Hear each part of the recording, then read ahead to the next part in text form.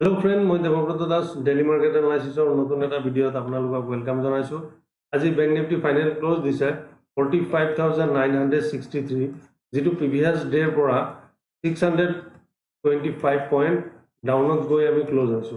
আৰু মই ইয়াত বাৰে বাৰে কৈ আছিলো যে 46211 এটো এটা আমাৰ কাৰণে এটা মেজৰ সাপোৰ্ট হৈ আছে আৰু এটো যদি ব্ৰেক কৰি দিয়ে তেতিয়াহলে আমি ডাউন সাইড এটা আমি ফল দেখিবলৈ পাম। আৰু মাৰ্কেটটো আজি কি কৰিছে, আজি যেতিয়া এই লেভেলটো যেতিয়া ব্ৰেক কৰিছে তাৰ পিছত মাৰ্কেটটো আৰু ইয়াৰ ওপৰত যোৱা নাই, তাৰ তলতে পৰিছে আৰু ইয়াৰ পৰা প্ৰায় 300 পইণ্ট ডাউনত আহি ক্লোজ দিছে। এতিয়া আমি চাম যে আমাৰ নেক্সট মুভ কি থাকিব, আমি কেনেকৈ ট্ৰেড প্লেন কৰিম। যদি মাৰ্কেটটো এইটো জায়গাত ওপেন হয় তাৰ পিছত যদি টাইম স্পেন্ড কৰি যদি আপসাইডে যায় তেতিয়া অহাকালিৰ কাৰণে আমাৰ মেইন যেটো ইম্পৰ্টেন্ট ৰেজিস্ট্যান্ট হ'ব সেইটো হৈ যাব 46,277 level এটো যেটো আছে এটো এটা ইম্পৰ্টেন্ট, কালি কাৰণে এটো ইম্পৰ্টেন্ট আমাৰ ৰেজিস্ট্যান্ট হৈ থাকিব। আৰু এটো যদি ব্ৰেক কৰি দিয়ে তেতিয়া হলে আমি ইয়াৰ পৰা এটো জায়গাৰ পৰা আমি ৰেজিস্ট্যান্ট লম যেটো হ'ব 46,588। এটো জায়গাৰ পৰা আমি ৰেজিস্ট্যান্ট লম, তাৰ পিছত আমি এটো যেটো আছে 46,788 আৰু 800 এটোৰ ওচৰত আমি ৰেজিস্ট্যান্ট লব লাগে। এতিয়া যদি ইয়াত ওপেন হৈ যদি ডাউন সাইডে ব্ৰেক কৰে তেতিয়াহলে আমি ডাউন সাইডৰ কাৰণে আমি ইখিনি যিখিনি আমাৰ সাপোৰ্ট আছিল এইবিলাক আমি দেখিবলৈ পাম। ইয়াৰ পৰা এই সাপোৰ্ট লব লাগে। এতিয়া আমি এটো চাম যে আপসাইডৰ কাৰণে যিখিনি লেভেল হ'ব এটো হ'ব 46,277, তাৰ পিছত হ'ব 46,444, তাৰ পিছত হ'ব 46,555।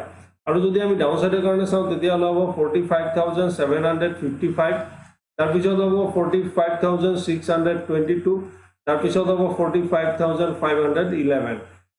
এতিয়া প্ৰাইসটো যদি গ্যাপ ডাউন ওপেন হয়, গ্যাপ ডাউন ওপেন হৈ যদি আপসাইডে মুভ কৰে তেতিয়াহলে আপসাইডে এটো যেটো আমাৰ আজি ক্লোজ আছে এই ক্লোজৰ পৰা ৰেজিস্ট্যান্ট লব আৰু ইয়াৰ এটো যদি ব্ৰেক কৰি দিয়ে তেতিয়াহলে এটো জায়গাৰ পৰা ই আমাৰ ৰেজিস্ট্যান্ট লব আৰু এটো এৰিয়াত প্ৰাইসটো কি কৰে হেতু আমি চাব লাগিব। এনেকুৱা হ'ব পাৰে যে ইয়াত অলপ টাইম স্পেন্ড কৰি ডাউন সাইডে মুভ কৰিব পাৰে, বা এটো যদি আপসাইডে মুভ কৰে তেতিয়াহলে আমাৰ এটো জায়গাত আমি ৰেজিস্ট্যান্ট লম। এতিয়া গ্যাপ আপ ওপেন হৈ ইয়াত যদি অলপ টাইম স্পেন্ড কৰে তাৰ পিছত যদি টাইম স্পেন্ড কৰি যদি ইয়াত এই আজিৰ যেটো লো আছে এটো যদি ব্ৰেক কৰি দিয়ে তেতিয়াহলে আমি ইয়াত এটা ধুনিয়া ডাউন সাইডে মুভ দেখিবলৈ পাম। এতিয়া আমি নিফটি চাও যে নিফটি কেনেকৈ মুভ কৰিব পাৰে।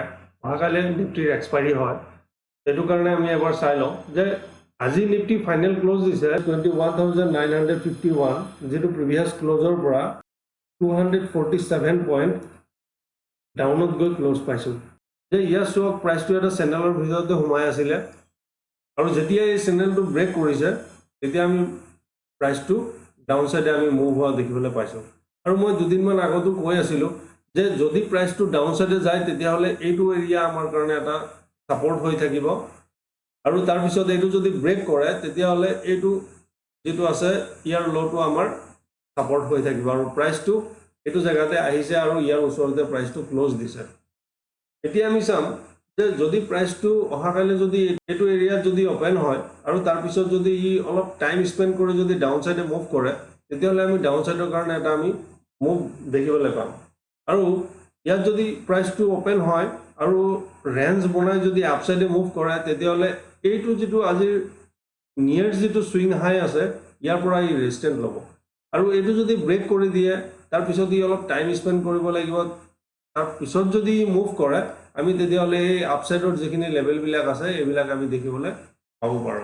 প্ৰাইসটো যদি গ্যাপ ডাউন ওপেন হয় আৰু ইয়াত যদি অলপ ৰেঞ্জ বনায় তাৰ পিছত যদি আপসাইডে মুভ কৰে তেতিয়াহলে আমাৰ আজিৰ যেটো ক্লোজ আছে ইয়াৰ পৰা আমি ৰেজিস্ট্যান্ট লম আৰু ইয়াত যদি অলপ টাইম স্পেন্ড কৰি যদি ব্ৰেক কৰে তেতিয়াহলে আজিৰ যেটো সুইং হাই আছে এইটো জায়গাৰ পৰা আমি ৰেজিস্ট্যান্ট লম আৰু ইয়াত আহি প্ৰাইস একশনটো কি কৰে হেতু আমি চাব লাগিব। ইয়াৰ পৰা প্ৰাইসটো ডাউন সাইডে মুভ কৰিব পাৰে, ইয়াৰ প্ৰাইস একশনটো আমি চাই তাৰ পিছতহে আমি ট্ৰেড লব পাৰিম।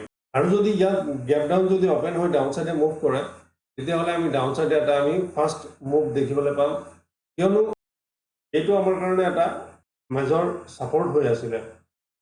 এইটো যদি ব্ৰেক কৰি দিয়ে ইয়াত ৰেঞ্জ বনাই যদি এইটো ব্ৰেক কৰে তেতিয়াহ'লে আমি ডাউন চাইডে এটা ফাৰ্ষ্ট ফল আমি দেখিবলৈ পাম এতিয়া আপসাইডৰ কাৰণে যিখিনি আমাৰ লেভেল হ'ব সেইটো হ'ব 22,055 তাৰপিছত হ'ব 22,111 তাৰপিছত হ'ব 22,188 আৰু যদি আমি ডাউন সাইডৰ কাৰণে চাওঁ তেতিয়াহ'লে হ'ব 21,888 তাৰপিছত হ'ব 21,822 তাৰপিছত হ'ব 21,755 আশা কৰোঁ ভিডিঅ'টো আপোনালোকক ভাল লাগিব আৰু যদি ভাল লাগে লাইক শ্বেয়াৰ এণ্ড ছাবস্ক্ৰাইব কৰিব আৰু এই চেনেলত যদি নতুন হয় তেতিয়াহ'লে ছাবস্ক্ৰাইব কৰিবলৈ নাপাহৰিব আজি ইয়াতে শেষ কৰিলোঁ ধন্যবাদ